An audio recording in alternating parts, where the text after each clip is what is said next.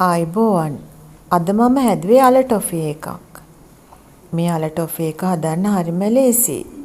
ඕනි කරන්නේත් අලයි සීනි විතරයි. අපි බලමු මේක හදන්නේ කොහොමද කියලා. මම මේ අරන් තියෙන්නේ අල ග්‍රෑම් 250ක් හොඳට තම්බලා පොඩි කරගෙන. මෙතන සීනි ග්‍රෑම් 150කුත් තියෙනවා. ඒකට මම ලුණු ටිකක් එකතු කරලා මේ එකතු කරන්නේ එන සාල් ටිකක්.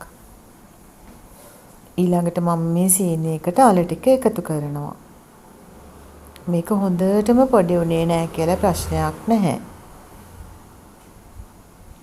ඊළඟට මම මේක ලිපේ තියාගෙන මේ විදිහට කලවම් කරගන්නවා.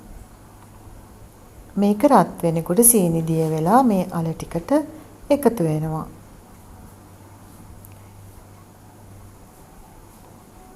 ඔන්න දැන් මේක මේ විදිහට හැඳි ගාගෙන ඉන්න ඕනේ.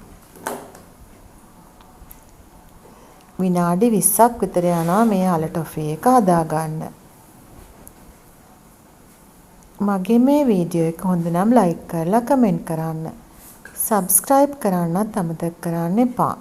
මෙන්න මේ පදමට ආවහම මම මේකට බටර් ස්වල්පයක් එකතු කරනවා.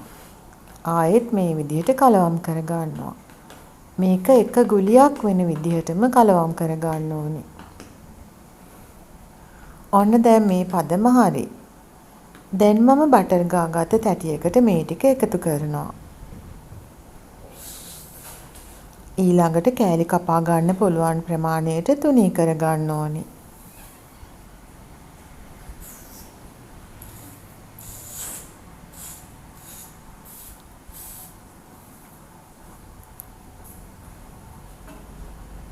ඊළඟට මම මේක හැන්දෙන්ම කෑලි වලට වෙන් කර ගන්නවා.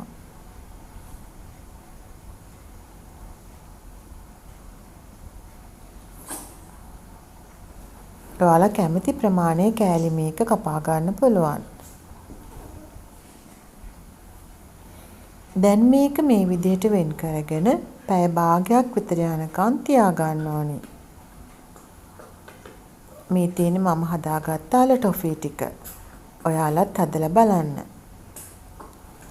මගේ මේ වීඩියෝ එක බලපු ඔයාලට බොහොම ස්තුතියි. සුබ දවසක්.